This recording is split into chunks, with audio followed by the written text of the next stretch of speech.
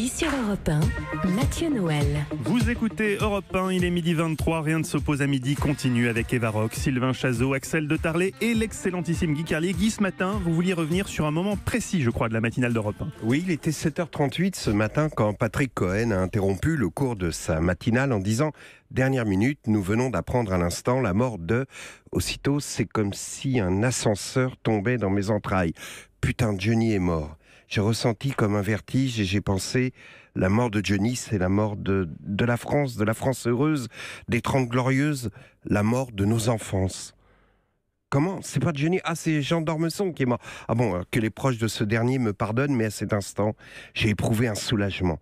D'Ormesson. Jean d'Ormesson, c'était le Johnny de ma mère. À la maison, il y avait toujours un bouquin de lui avec un bandeau rouge sur la table basse du salon. Alors forcément, comme c'était l'idole de nos parents, il n'intéressait pas notre génération pour qui il représentait la France gaulienne, la France du Figaro Magazine, de Goemio.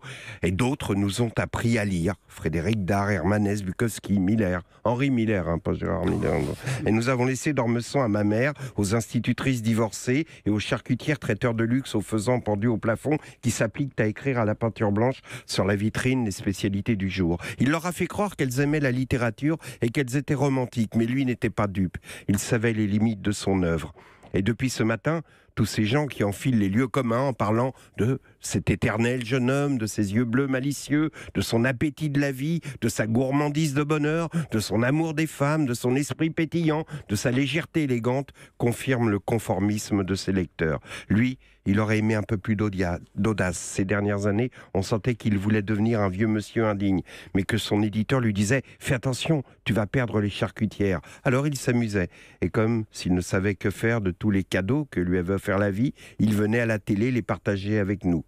Voilà pourquoi la réflexion, la mort de d'Ormesson, c'est aussi la mort de la France. Pas seulement la France du Figaro Magazine, de Gaulle, de Goemio, mais aussi celle de Pompidou, Giscard, Chirac, Mitterrand, la France d'apostrophe avec ce brouillard des fumeurs de pipe, la France des dossiers de l'écran, de la séquence du spectateur, des speakerines, d'Interville, des maudits rois fainéants, de Jean-Christophe Averti, des émissions de Philippe Bouvard, le samedi soir chez Maxims, de Sport Dimanche, du film du dimanche soir, la France de la Caravelle, du Concorde, du France de la R16 et de la DS19, la France des actualités pâtées avec le coq qui s'égosille, du Stade de Colombe, de Coppa, Fontaine, Piantoni, Anctil, Poulidor, des Sœurs Guatchel, de Jean-Claude Killy, de Salut les copains, des Yéyés, du Twist, du Madison, des hippies, de Jean-Yann, de Jacques Martin, d'Édith Piaf, de Maurice Chevalier, de Juliette Gréco et des compagnons de la chanson, la France de Fernand Reynaud, de Raymond DeVos, des adieux de Brel à l'Olympia, de Bruno Cocatrix, des plumes Sergent-Major, des Buvards, des Aspire Frais, des Coco Boer, des mécanos de nos trains électriques, de nos circuits électriques, du Minitel, du Polaroid, des pellicules Kodak 6-9 petits trous, du Tank, des Raiders,